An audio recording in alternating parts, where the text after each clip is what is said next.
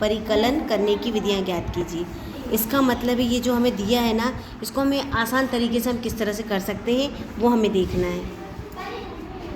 पहला क्वेश्चन था 2 into 1768 into 50। तो हम क्या करेंगे, 2 का गुणा हमने 50 में किया और इसको हमने अलग कर दिया। इन दोनों का गुणा करके फिर इसमें गुणा किया तो ये आएगा 1,76,800। इसके बाद इन दोनों का हमें गुणा करना है, तो हमने 125 को क्या बना दिया, 125 की जगह हमने 1000/8 लिख दिया। जब 8 से भाग देंगे तो 125 आएगा। क्यों किया, देखो क्यों किया हमने, 72 गुणा 1000/8। 8 से हमने 72 को भाग दिया, 8 एकम 8 और 8 नम 72, तो ये 9 और 1000, 9 का गुणा हम जब 1000 में करेंगे तो ये हो जाएगा 9000। कितना आसान हो गया। इसके बाद लिखा है 125 गुणा 40 गुणा 8 गुणा 25। तो हम इसको आसान करने के लिए हमने क्या किया, हमने 125 और 8 को एक साथ लिख दिया, 40 गुणा हमने 25 लिख दिया, क्योंकि जब हम 125 का 8 में गुणा करेंगे तो ये 1000 आएगा और 15 का गुणा हम 40 में करेंगे तो ये भी 1000 आएगा। जब 1000 को गुणा करेंगे तो ये हो जाएगा 10 लाख। इसके बाद इन गुणनफलों का परिकलन शीघ्र कीजिए। 25 गुणा 12, 25 गुणा 12।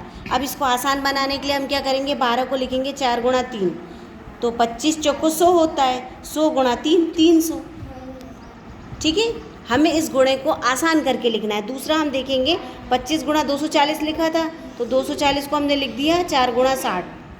तो क्या करेंगे, 25 चौको 100, 100 गुणे 6, तो ये हो जाएगा 6000। इसके बाद 250 गुणा 120, तो हमने 250 को लिख दिया 12 गुणा 100, तो 25 का और 12 को क्या लिख सकते हैं, 4 गुणा 3, तो ये हो जाएगा 100 और ये 300, इन दोनों का गुणा करेंगे तो 30,000।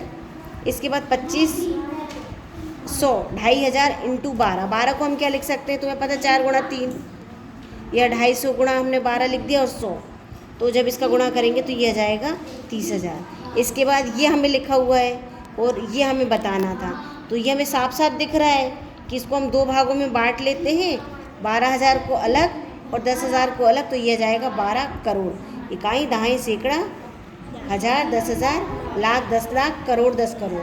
तो 12,000 को जब हम 10,000 से गुणा करेंगे तो ये आ जाएगा 12 करोड़।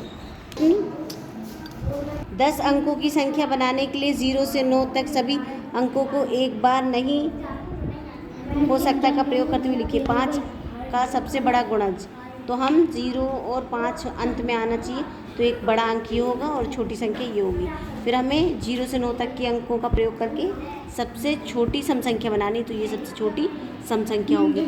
सम संख्या बनाने के लिए सबसे पहले हम ये ध्यान रखते हैं, एक छोटी छोटी संख्याओं को पहले लिखते हैं। सबसे छोटी संख्या 1 है, क्योंकि हम 0 को आगे नहीं लिख सकते थे, तो 0, फिर 2, 3, 4, 5, 6, 7, 9 और 8, ये सम संख्या है।